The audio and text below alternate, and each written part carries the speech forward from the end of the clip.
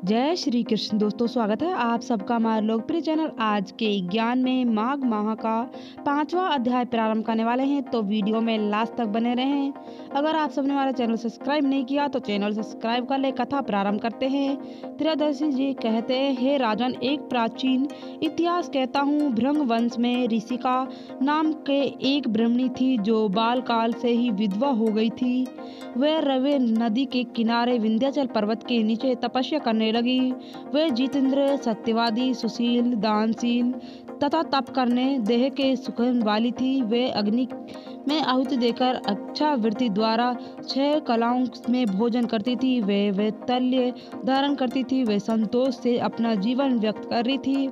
उसने रते और कपिल नदी के संगम पर 7 वर्ष तक माघ स्नान किया था और फिर वे मृत्यु के बाद हो गई। माघ माह स्नान के फल से वे दिव्य 4000 वर्ष तक विष्णु लोक में वास करती। सुंदर और उपसुंदर दैत्य को नाश करने के लिए ब्रह्म द्वारा त्रिमूल नाम से अप्सरा के रूप में ब्रह्मलोक में उत्पन्न हुई थी। अत्यंत रूपवती, गुणवती और अति प्रणय थी तथा वे मुकुट कुंडली से शोभनीय थी।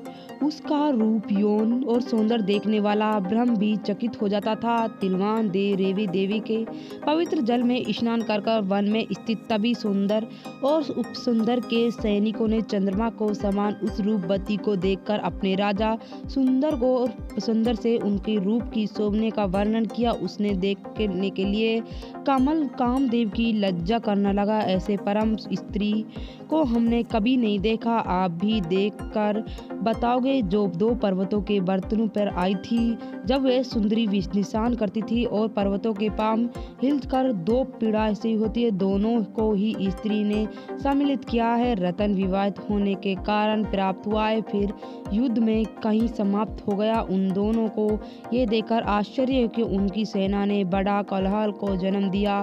तब तिलक कल रात्रि के समान पर्वत से गिरते हुई दशाओं में प्रकाशित किया और आकाश में चला गया।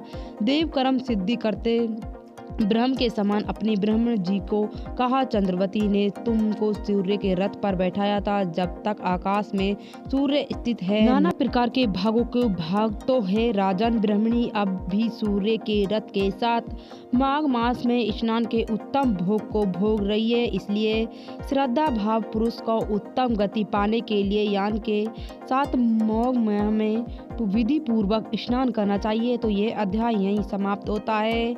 माघ मास का ये 5वां अध्याय था। बता दें कि माघ मास चल रहा है। माघ मास में गंगा स्नान करना बहुत ही जरूरी माना जाता है। और बता दें कि अगला अध्याय अगली वीडियो में। वीडियो अच्छी लगे तो वीडियो को लाइक शेयर जरूर करना। कमेंट में भगवान विष्णु जरूर लिखना।